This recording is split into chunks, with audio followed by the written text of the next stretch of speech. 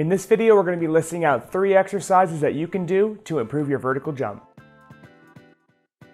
Hey, Ben from BarbellCoalition.com here. So when it comes to training, we need to make sure that our progress is measurable in some fashion to know if our program is working or not. So for example, to test strength gains, we use some variation of a 1, 2, or 3 rep max test to test our force developing capabilities, and then we take that and compare it to previous 1 rep max tests to measure progress. And the same can be done to measure lower body power production in the form of a vertical jump test. And a powerful vertical jump is one of the most transferable attributes to performance in almost any sport. So in this video, we're gonna be listing out 3 exercises that you can do to improve your vertical jump. The first exercise is gonna be the back squat. If we wanna develop the rate of force that our body can put power into the ground vertically, we first need to develop the overall amount of force that our body is capable of producing. And while a front squat can be just as effective as a back squat in this area, I choose the back squat over the front squat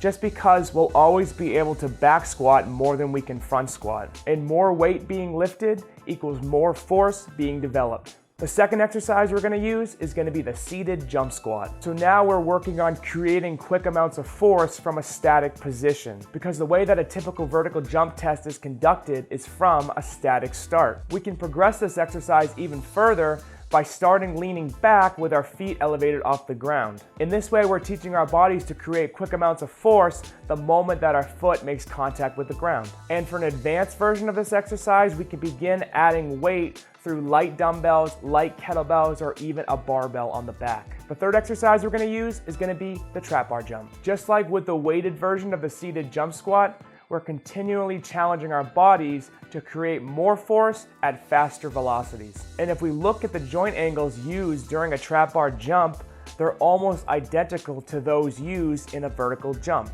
So a typical periodized training program may look like this. We first test our 1 to 3 rep max on the trap bar deadlift, and we'll stick with the traditional trap bar deadlift through our max strength blocks. And as we get closer to the season and we're starting to move into speed and power work, we'll actually start to remove weight from the bar and start to move it at faster velocities. And by the time we get down to around 60% of our 1 rep max, that's where we're gonna start adding that jump at full extension. And then moving forward towards the season or the testing period, we're gonna continue to remove weight slowly every training session and work to jump higher and faster every time we perform this exercise. Then when we move back to max strength work, we'll retest our 1 rep max, and then the cycle is gonna repeat the way it just did. If you enjoyed the video, please leave a like down below, subscribe to the channel for content delivered to you on a weekly basis, Instagram, Facebook, TikTok, website, all that stuff is in the description below.